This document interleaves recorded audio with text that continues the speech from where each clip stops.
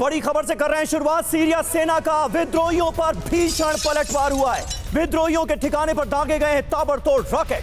देर रात ताबड़तोड़ rocket attack में तबाही मच गई। ये देखिए तस्वीरें, 8 सेकंड में 20 से ज्यादा रॉकेट दागने की ये तस्वीरें सामने आई हैं और ये बता रही हैं कि इस वक्त सीरिया में हालात कैसे हैं। विद्रोही कैसे एक बड़े हिस्से पर कब्जा करने की फिराक में हैं, अलेप्पो को अपनी जद में ले चुके हैं और सीरिया कैसे जंग का एक नया फ्रंट बनता हुआ नजर आ रहा है।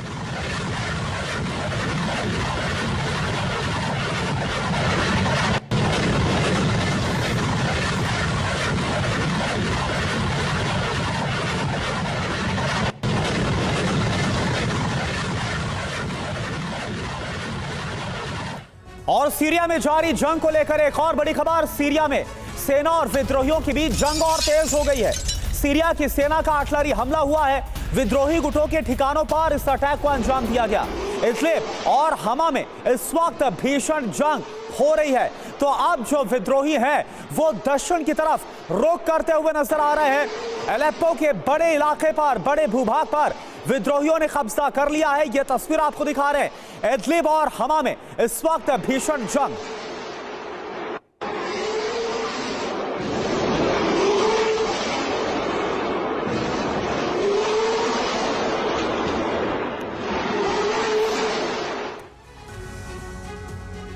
और देखिए सीरिया के अलेप्पो में रूस की जबरदस्त एयर स्ट्राइक हो गई है। हथियार डिपो पर यहां हमला किया गया है। हमले के बाद यहां भीषण आग लग गई। विद्रोहियों के खिलाफ रूस का ये बड़ा हमला था।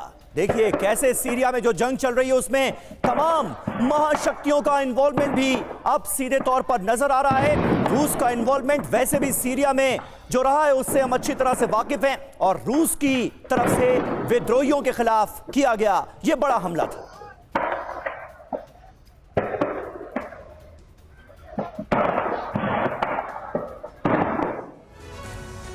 और देखिए एक और बड़ी खबर, सीरिया में सेना की भीषण बमबारी भी जारी है। हमा में विद्रोहियों के ठिकानों पर हमला किया गया है। विद्रोहियों के कई ठिकानों को तबाह किया गया। यह खबर सामने आ रही तो हमा में भी जहां पर विद्रोही कब्जा करने की कोशिश कर रहे हैं अलेप्पो के बाद, अब यहां पर सीरिया की सेना यानी कि असद की सेना ने विद्रोहियों के ठिकानों पर हमला बोला।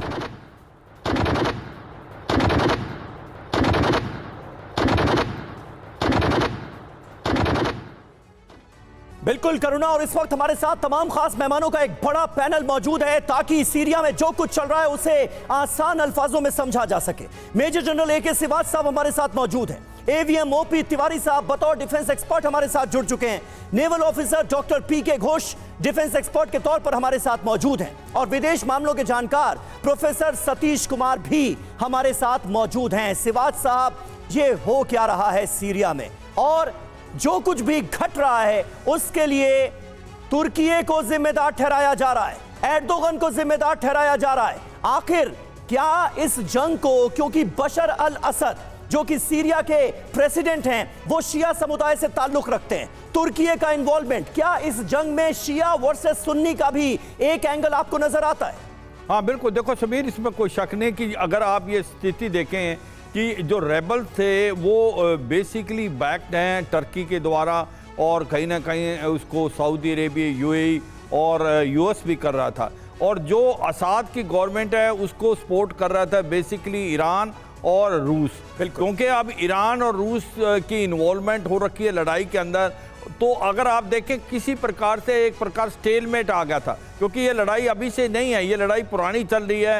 ये चली है जो अरब स्प्रिंग से 2016 के बाद इदलिब लिया गया, उसके बाद कहीं ना कहीं स्टेलमेट था। मगर अब ये नया जो टर्की ने किया है, जिस प्रकार से रेबल्स ने अब अलेप्पो को ले लिया है, वो एक इकोनॉमिक कैपिटल मानी जाती है सीरिया की, सेकंड लार्जेस्ट टाउन है। तो मुझे लगता है ये सिचुएशन जो है वो काफ़ी नाजुक हो गई है और इसमें ऐसा लगता है कि अब पलटवार भी किया जा रहा है रूस की द्वारा, क्योंकि रूस मदद दे रहा है सीरिया को। रूस के एयरक्राफ्ट देखे गए हैं कि इन रेबल्स के अंदर ऊपर हमला करें, मगर आज की तारीख में अगर आप देखें समीर तो रेबल्स हावी नजर आ रहे हैं। उन्होंने इदलिब के बाद एलेप्पो लिया है और धीरे धीरे वो बढ़ते जा रहे हैं। तो ये एक प्रकार से सुन्नी वर्सेस जो शिया वार है उसका एक और आपको नमूना दिख रहा है। मुझे लगता है ये लड़ाई लंबे दायरे में बढ़ेगी और ये लड़ाई अभी तो दोबारा स्टार्ट हुई है, ये बढ़ती जाएगी